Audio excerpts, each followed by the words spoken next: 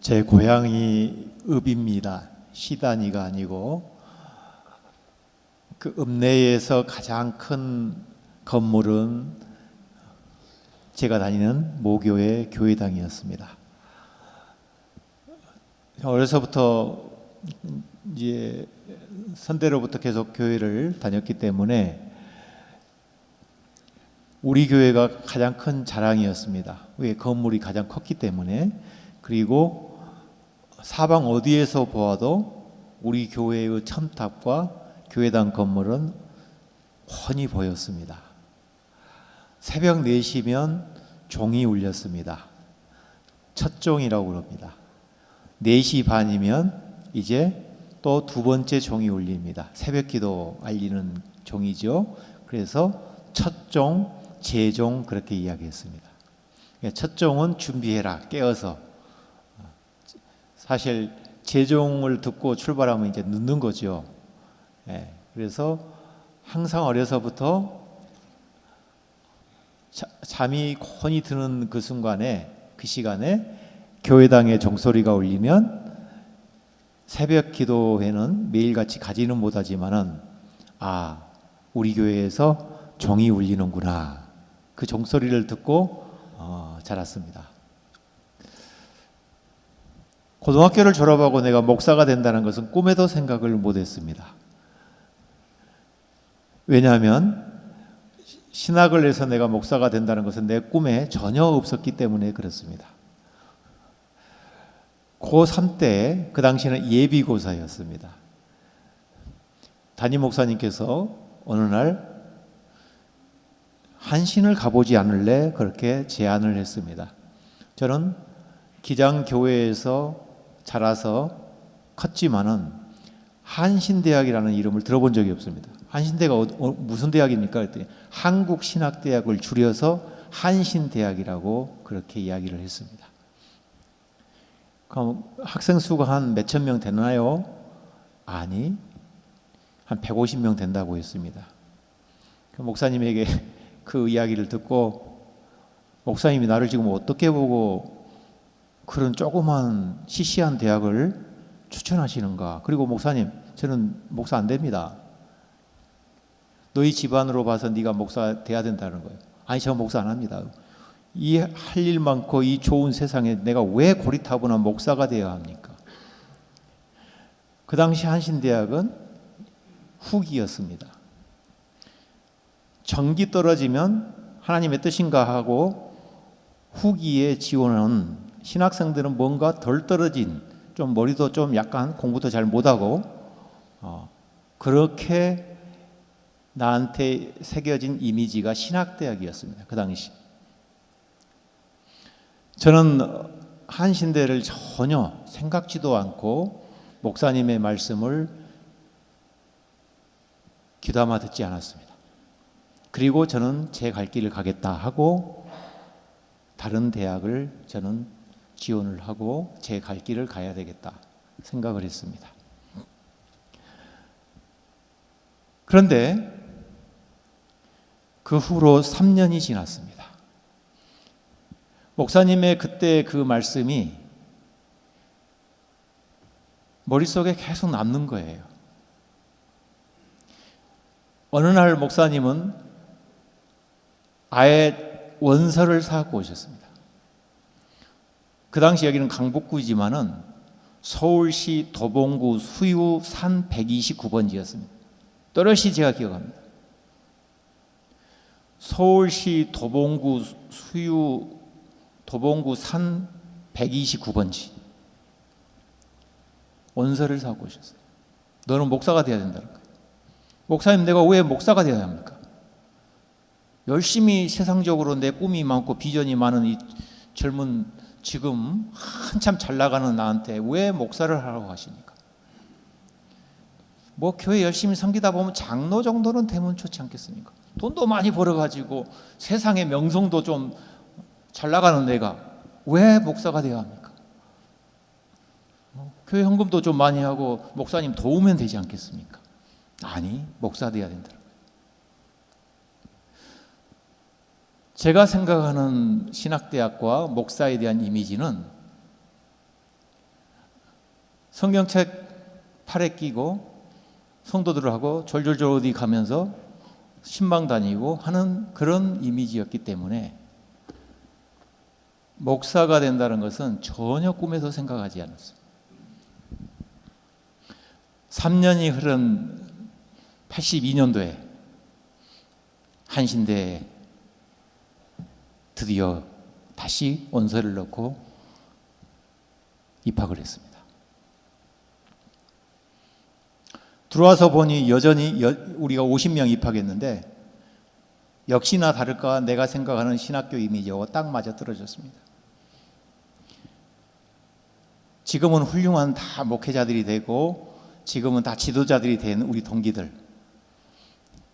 1학년에 들어보니 저는 이제 나이를 현역으로 들어오지 않았고 23살에 다시 1학년을 시작했기 때문에 내가 본 동료들과 학생들은 조금 표현이 그래서 죄송합니다만은 좀 약간 덜 떨어진 사람들처럼 찌질하게 보였어요. 뭔가 꼬여있는 시각과 뭔가 이렇게 좀 허접한 그렇게 느껴졌던 1학년 1학기였습니다.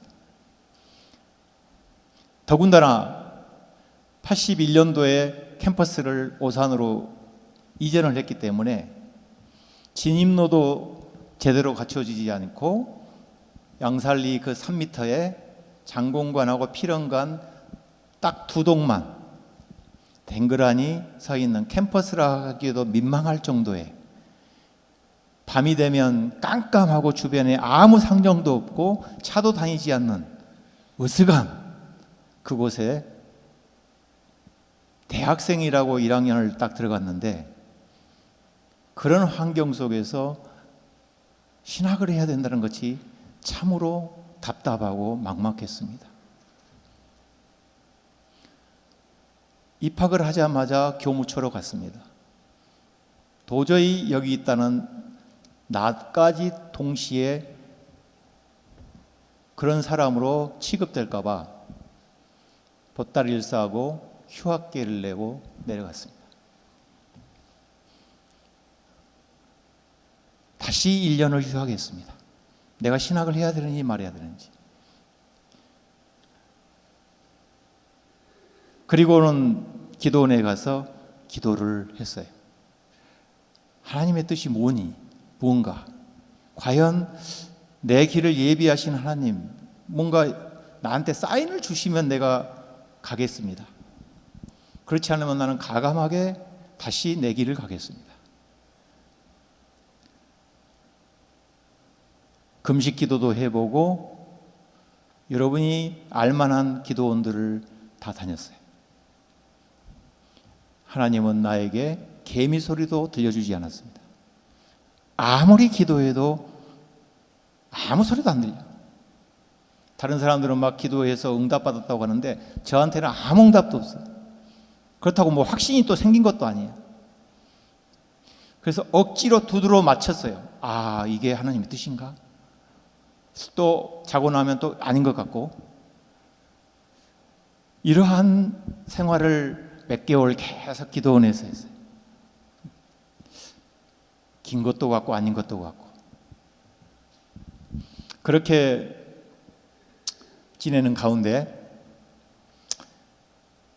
뭔지도 모르는 상태에서 다시 복학을 해서 오산에서 이제 초창기에 신학을 하게 됐습니다. 1학년 때 처음 느꼈던 그러한 나의 선입견은 한 학기 한 학기를 지나면서 점점 눈에 비늘 같은 것들이 점점 벗겨지기 시작한다는 그런 느낌을 갖게 되었어요. 건물이 아니고 캠퍼스의 외형적인 모습이 아니고 한 학기 한 학기를 공부하면서 한신이 주는 묘한 스피릿이 있었습니다. 2학년이 되고 3학년이 되니까 나도 모르게 아랫배에 힘이 좀 생긴다 하는 느낌이 들었어요. 그 당시 우리를 가르쳤던 선생님들이 뭐 대단한 것을 가르쳤다고 저는 생각하지 않습니다. 분위기가 공부를 시켰다. 나는 그렇게 생각합니다. 80년대 초에 군사 독재 정권 하에서 암울했던 시절이었습니다. 학기의 절반은 데모하고 캠퍼스에는 늘 체류가스가 난무하던 어려운 시절이었습니다. 그렇지만은 한신에서 연륜이 쌓여가는 동안 한신이 위대한 대학이라는 것을 점차 느끼게 되었습니다. 우리의 나라에 있는 어느 대학보다도 한신이 많이 줄 수 있는 그 가르침, 교육, 사상, 스피릿, 이런 것들이 내 몸속에 세포에 차곡차곡 쌓이게 되었습니다. 그리고 4학년을 졸업할 때 너무나 감격에 겨웠습니다. 내가 4년 전, 5년 전, 아니 6, 7년 전에 나의 교회, 모교회 담임 목사님이 처음 말씀하셨던 그 말씀이 전혀 귀에 들어오지 않았지만은, 그러나 목사님이 뭔가 보시는 눈이 있었는지 기도하신 분이었기 때문에 졸업하는 그 순간 너무나 감격에 겨웠습니다. 다시 태어나고 다시 내가 대학을 선택해도 한신대학을 내가 다시 신학과를 택하겠다라는 자신감이 생겼어요. 그리고 대학원을 마치고 또 기회가 주어져서 유학을 가서 공부하고,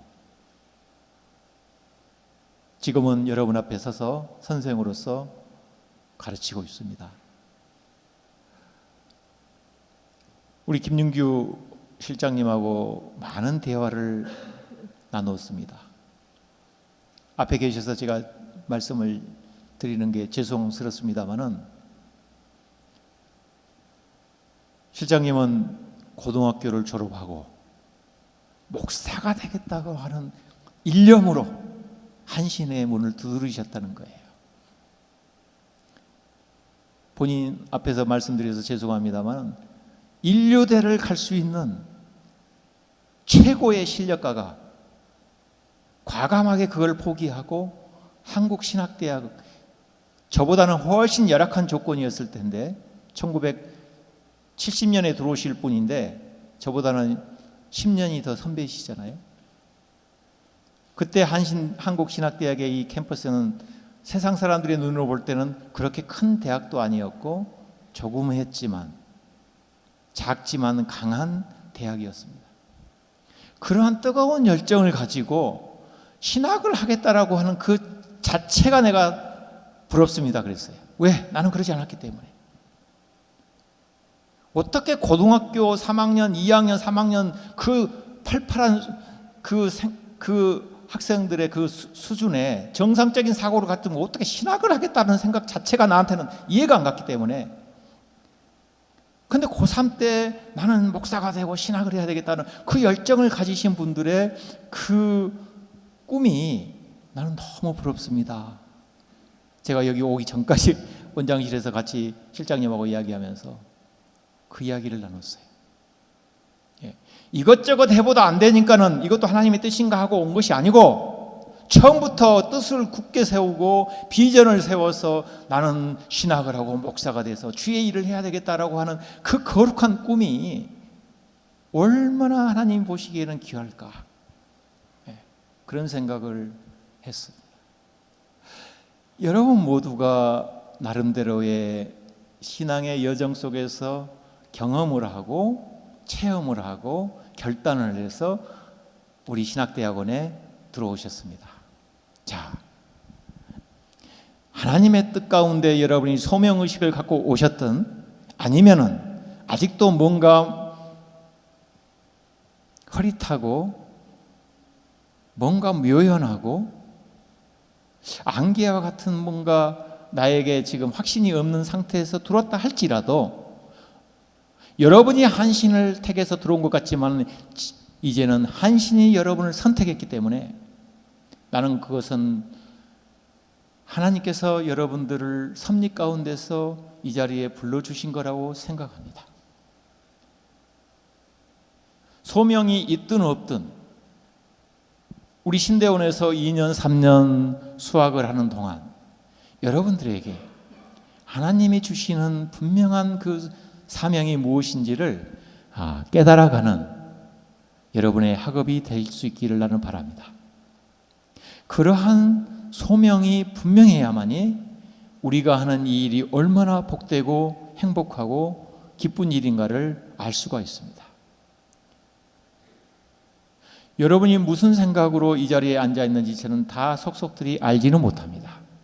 그러나 여러분의 눈망울을 볼 때나 교정에서 교실에서 여러분들을 마주치면서 느끼는 느낌은 여러분 한 사람 한 사람을 하나님은 결코 포기하지 않으신다는 겁니다. 여러분 한 사람 한 사람을 분명히 꽉 잡으셔가지고 여러분들을 이 세상 속에서 하나님의 나라의 증언자로 세우시기 위해서 사도로 부름받았다. 그러한 사도로 부름받은 여러분 한 사람 한 사람이 얼마나 존귀한 존재인가를 스스로 여러분들이 깨달았으면 좋겠습니다. 학교도 마찬가지. 여러분 한 사람 한 사람을 하나님이 보내주신 존귀한 사람으로 여기고 여러분이 한신을 의지대로 택했다 할지라도 지금부터는 한신이 여러분을 선택해서 여러분들 이곳에서 영성과 지성이 어우러지는 그러한 학업과 훈련을 통해서 여러분이 이 교정을 나갈 때에는 세상이 감당할 수 없는 놀라운 믿음과 영성을 지성을 지닌 인격체로 다 성장해 나갈 수 있기를 바랍니다. 그래서 여러분 첫 학기 시작하면서 우리 신앙 수련회를 1박 2일 동안 이곳에서 했습니다. 여러분들이 열심히 참여하고 나름대로 조별 모임을 통해서 서로 친교도 하고 서로를 알아가는 짧은 시간이었지만은 압축된 경험을 했으리라고 생각합니다. 이러한 신앙 수련의 경험이 한 학기 내내 아니 2년 3년의 학업을 하는 동안 여러분에게 큰 신앙의 자산이요 밑거름이 될 수 있기를 바랍니다. 그런 점에서 여러분들은 다 복 있는 사람들이에요. 복 있는 사람들이에요. 신학을 한다는 것 자체는 저희 선생님들은 저희들에게 그랬습니다. 학문의 왕도를 공부하는 거나 마찬가지다. 그런 말씀을 하셨는데 그 말씀이 무슨 뜻인지를 이제 좀 깨달을 것 같습니다. 여러분들이 학문의 왕도에 들어와서 마음껏 헤엄치고 먹고 마시면서 여러분의 인격이 당금질되고 여러분의 지성이 더욱더 높아져가고 영성의 골이 깊어지기를 바랍니다. 그런 점에서 여러분들은 복 있는 사람들입니다. 오늘 아침 시편 1편과 2편을 우리 한 목소리로 봉독을 했습니다. 복 있는 사람이 어떤 사람입니까? 눈으로 다시 한번 말씀을 보시기 바랍니다. 악인의 길을 따르지 아니하며 죄인의 길에 서지 아니하며 오만한 자리에 앉지 아니하며 오로지 주님의 율법을 즐거워하며 밤낮으로 율법을 묵상하는 사람이다. 율법은 토라이고 가르침이요 교훈이요 계명입니다. 여러분 하나님께서 우리에게 계명을 주실 때는 지킬 수 있는 것을 주시는 것이 아닙니다. 내 의지와 능력으로 내가 감당할 수 있는 계명을 주신 것이 아니에요. 또 하나님께서 우리에게 계명을 주실 때는 김주환 목사가 이것을 과연 지킬 수 있는지 없는지 나를 시험하기 위한 시금석으로 잣대로서 주신 것도 아니에요. 하나님께서 우리에게 계명을 주실 때는 네 능력으로 마음껏 지켜봐라 할 수 있는 것을 주신 것이 아니라 반드시 지켜야 하는 것을 주시는 거예요. 그런데 어때요? 우리는 하나님 말씀 앞에서 그 계명을 다 완벽하게 지키고 삽니까? 때로는 넘어지고 실족하고 어둠 속을 헤맬 때도 많지 않겠습니까? 완벽하게 하나님의 계명을 다 지킬 수 있는 사람이 누가 있겠습니까?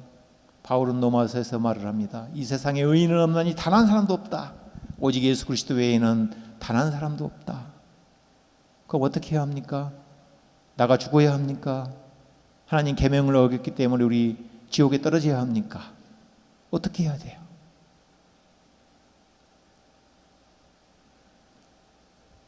종교교육자 존 칼빈은 여기에 대해서 굉장히 설득력 있는 메시지를 우리에게 전해주고 있습니다. 계명 지킬 수 없지 않느냐 이거야. 하나님 말씀 다 순종할 수 없지 않느냐 이거야. 그럼 어떻게 해야 돼요? 레위기, 민수기, 출애굽기에 있는 그 신명기에 있는 대로 계명을 어겼을 때 돌에 맞아 죽거나 하나님으로부터 무서운 심판의 구덩이에 빠져야 합니까? 칼빈은 이렇게 이야기합니다. 예수 그리스도의 십자가 붙들라는 겁니다. 십자가 붙들라는 거예요. 주님 앞에 나와서 무릎 꿇고 회개하고 십자가 붙들라는 거예요. 예수 그리스도 십자가 붙들라는 거예요. 그리스도만이 우리의 살 길이다. 예수만이 우리의 구세주다. 사순절입니다. 예수 그리스도의 십자가의 복음을 우리는 깊이 다시 한번 묵상해 볼 수 있기를 바랍니다.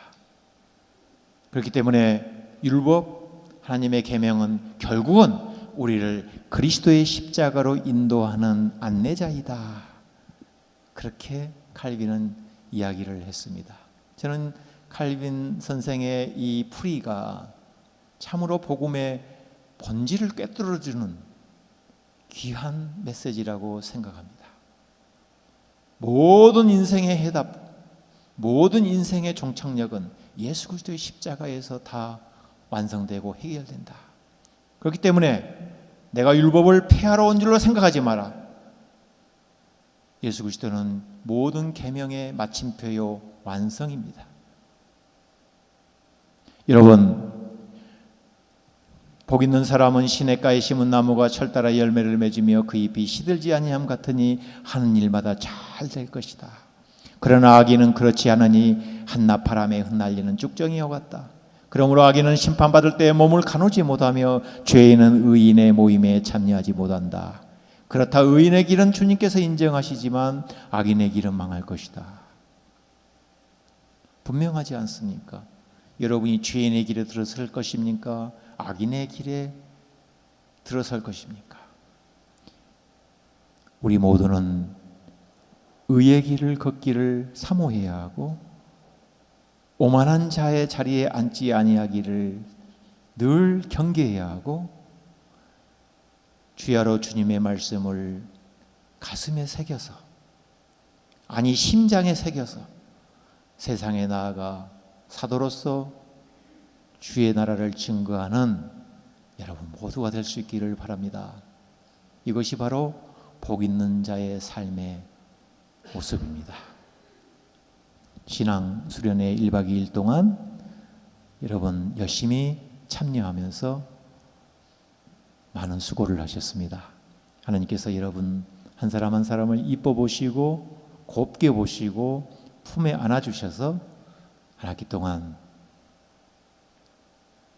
하루하루 한 주 한 주가 즐겁고 행복한 학업이 될 수 있기를 주의 이름으로 축원합니다.